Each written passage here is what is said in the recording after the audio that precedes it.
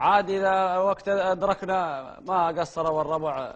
لا نسمع، لا نسمع. عندنا أنا أيضا دقيقتين. أبيات مي طويل إن شاء الله. إن شاء الله. ذكرنا أبو عبد الله شاعر عايض على الغزل، على الرغم أننا يعني نكتب قليل غزل مثل ما قال، لكن أذكر قصة أثناء ما كنت أدرس بالجامعة، فكتبت على موقف هذه القصيدة. الله. يقول: الجامعة داومت به 4 سنين. نعم.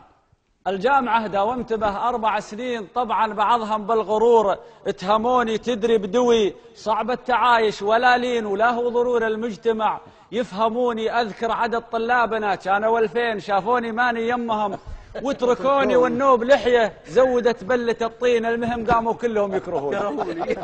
والنوب لحية زودت بلة الطين، المهم قاموا كلهم يكرهوني. ما غير طالب رافقا مزهر حسين وعقبه بعض طلاب قاموا يجوني يسمعون اسولف على الصلاة وعلى الدين، وكل ساعة ياتوني ربع يسألوني. والموقف المحرج حصل يوم الاثنين. الموقف المحرج حصل يوم الاثنين، بنتين عند المكتبة ينطروني، وحدة بأدب قالت مطوع هلك وين؟ يعني هي تحرجت. الله. وحدة بأدب قالت مطوع هلك وين؟ قلت انت وش دخلك في شؤوني؟ قالت لي عفوا بس عندي كلامين، عمرك شفت في عصرنا يشبهوني؟ ترى انا لحد الان ما بحرت لانه ما يجوز. ما بحر.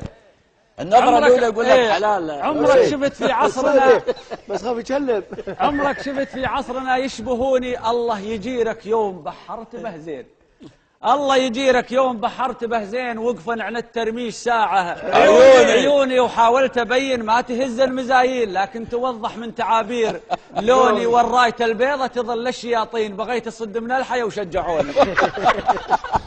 ألعن أبو حيك ولك هذه منين يا الربع خده مثل برقمزوني. الله من صرت ما شايف بنات السلاطين، لكن أقول بحسنها يعذروني. والله يا لو ما سولفت لا على دين لأقول هذه مو بشر شيء، كوني لا شبهرت قصت لي القلب نصين. أهل الكفر لو شافوه يسلموني، من زينها جيرانها لها مجانين، سولفتها لشيابنا وكذبوني. من زينها جيرانها لها مجانين، سولفتها لشيابنا وكذبوني. وصلابها مشايب قرا صورة التين، يوم عرضت خربط قرا زملوني. الما يصدق منكم يصبر شوين يشوف هذه صورته بتليفوني. الله عليكم لا تصيبونها بعين، وان كان ما سلمت معاه ادفنوني. الله. اذا تعلق قلبي فيك، يريد معها. تسلم، صح الله.